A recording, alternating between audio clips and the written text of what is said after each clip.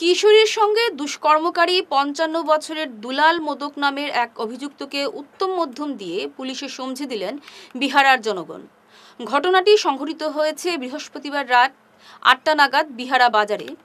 ঘটনা গত মে মাসের। বিহারার এক পিতৃহারা গরিব কিশোরীকে গ্যাস এজেন্সির উজ্জ্বলা যোজনার ফর্ম ফিলআপের কাজে নিয়োজিত করেছিল এজেন্সির দালাল দুলাল মোদক। বিহারা এলাকার বিভিন্ন প্রত্যন্ত অঞ্চলে বাড়ি বাড়ি গিয়ে ফর্ম পূরণ করার জন্য ওই কিশোরীকে সঙ্গে নিয়ে যেত দুলাল।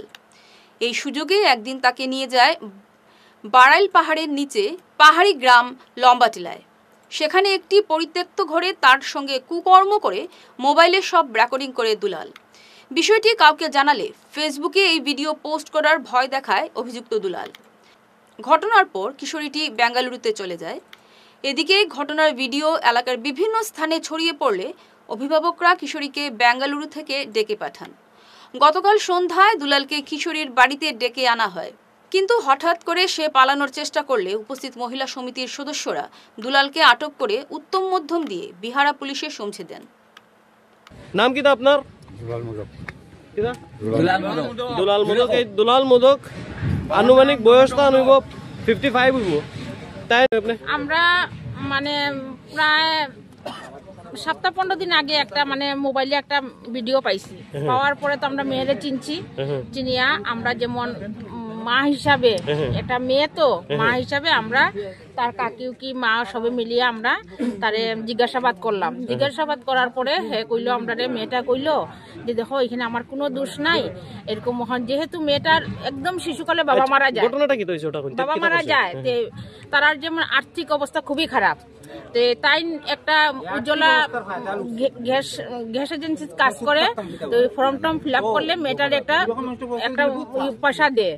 তো ওই কারণে 2-3 দিন গেছিল। যাওয়ার পরে 3 নম্বর দিনের দিন ওই যে লম্বাটিলা একটা ঘরের মধ্যে গেছে, কইছে যে এখানে ফর্ম ফিল আপ হইব। এই ঘরটা শূন্য মানুষই না আসলো। এইখানে মেয়েটার সঙ্গে অকথ্য ব্যবহার করছে। অকথ্য ব্যবহার বলতে শারীরিক নিগ্রহ নেই, পরিষ্কার খুলিয়া কইন আপনারা? হ্যাঁ, শারীরিক নিগ্রহ করছে। আর ওইটা যে আবার এই ঘরে মেয়েটা কইতেছে যে কেউ আসিল না, এইটা আবার ভিডিও হইছে। ভিডিওটা মানে ভাইরাল হইছে। আজকে যদি আমরা ছেলে মেয়েরারে গভর্নমেন্টে কইব যে বেটি বাঁচাও বেটি পড়াও, বেটি ঘর থেকে ছাড়লেই তো বিপদ। আমরা বেটিরে কেমনে পড়াইতাম আর কেমনে বেটির ইজ্জত রাখতাম, যেহেতু আমরা হইলাম আর্থিক দিকে দুর্বল। আমরা ছেলে মেয়েরা পড়াশোনা করানো সম্ভব না। আর এখন আইনের আশ্রয় নিতে আইসি আমরা, আইনে কি করে দেখা যাক। আর নাইলে তো আমরা মেয়েরা সবেই মানে আত্মহত্যা করতে লাগবো। খালি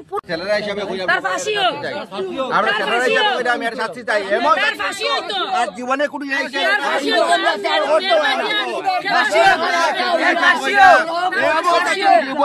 ছেলেরা এই করতো না, এক কথা শেষ।